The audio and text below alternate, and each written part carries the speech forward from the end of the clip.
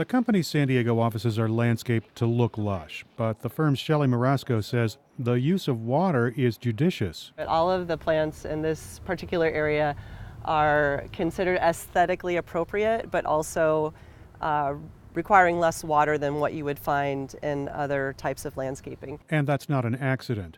Landscaping is just one way the company, with nearly $4 billion in sales, focuses on environmentally friendly practices. Inside the company building, Marasco says lighting, heating, and cooling are all designed to minimize energy use.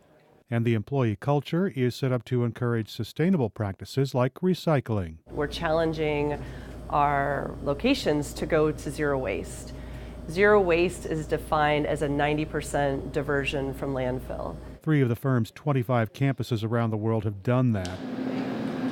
In labs, clothing, gloves, and chips are all reused or recycled where possible. In shipping, packaging materials are smaller, and the massive refrigerator that keeps the company's products fresh is fueled by a 1-megawatt power cell system. Natural gas feeds the chemical reaction that generates enough electricity to power 1,000 homes. 80% of this electricity is being used to power our refrigerators and freezers that house hundreds of millions of dollars in inventory, so it's very critical to our business continuity. The other 20% is for running our air conditioning and ventilation systems, and we are always fully utilizing this 1 megawatt of power. Marasco says the power is 30% cleaner than what the grid supplies, and the power cell keeps the juice on if the grid fails. Perhaps just as important, the electricity is cheaper to make than buy, so it saves the company $1 million a year. Energy isn't the only focus for the company's chief sustainability officer, Cristina Amorim. She's working to change the old industrial model of find, process, use, and throw away.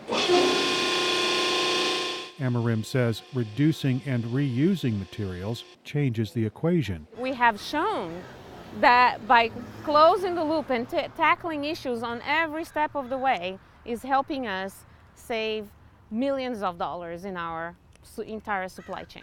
And saving money makes sustainability a much easier sell to top company officials. Amorim says the company works to improve environmental efficiencies by 5% each year.